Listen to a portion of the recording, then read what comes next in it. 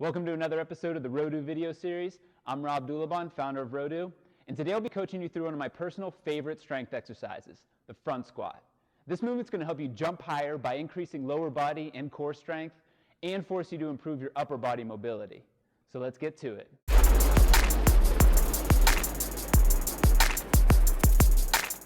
Welcome back, and thanks again for joining us on this Wednesday.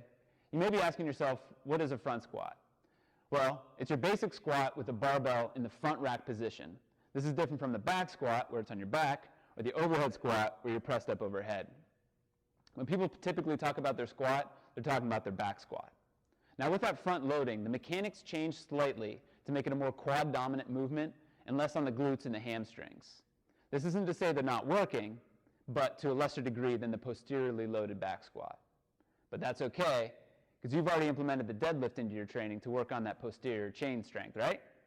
I thought so. Due to the front loading and the reduced recruitment of the posterior chain, you're going to be able to do less weight with the front squat than the back squat. Typically, we're looking at 85% of the weight you can do with the back squat as your front squat weight. Now, hypothetically speaking, if I had to choose between the back squat and the front squat, as an athlete, I'm going to choose the front squat for a few reasons. First, it requires great shoulder and wrist mobility to get in that proper position. And that's a huge attribute to have in a sport where everyone's a thrower to some extent. Also, it requires great core engagement. And a strong core has huge athletic implications. With the back squat, you can kind of release and still execute the movement properly. With the front squat, that core has to be engaged the entire time. If you release, you're dropping. Also, it preps you for the clean, which is my favorite power movement.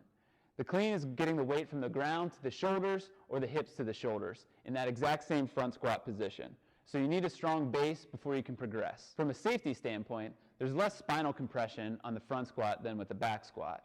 You're loading directly onto that back in that back squat. You're on that shoulder shelf in the front squat. Much safer, much more comfortable.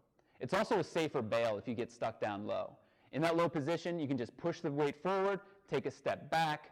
In the back squat, you're blindly throwing it behind you. It can get ugly really quickly.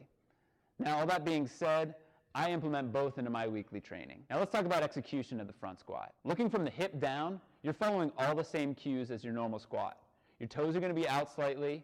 You're going to drive through the heels through the entire movement, and your knees are going to track the toes. What I mean there is that you're not collapsing in, getting into that valgus collapse position. Driving out. Knees point where the toes point. From the hip up, it's the upper body that makes the front squat unique. The most important cue you have to remember is that the elbows set the posture. As soon as those elbows drop, I start rounding, I become at risk of dropping that bar. So keep those elbows up. If your upper arm is parallel with the ground, you're 95% of the way there for a proper setup. You want that bar to rest on the shoulder shelf. So much so that you don't even need your hands on the bar for support to execute the movement. To practice this, remove the hands. Have your arms straight out, parallel with the ground, and do a front squat from there. If the bar stays in place, you're in great position. If it rolls forward, you're leaning too far forward, and you need to bring that thoracic spine up. Unless you have incredible wrist mobility, you're going to want to use an open overhand grip on the bar. What this means is just wrapping with 2 or 3 fingers and letting the pinky and thumb release. This is going to be a lot easier to get into position.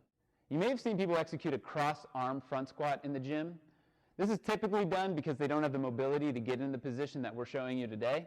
I advise against this because I want you to work on that shoulder and wrist mobility to get into that position.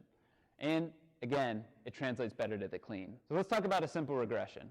If you're trying the front squat and just can't get into the proper position, you can sub in a goblet squat. The goblet squat is great because you get an immediate tactile cue with the dumbbell in that you want both heads of the dumbbell touching your upper body at all times.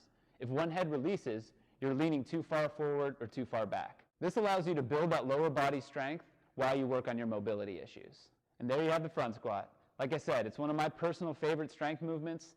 I hope you try it out and love it just as much as I do. Leave some comments, let me know how it went, and we'll see you next Wednesday. Bye.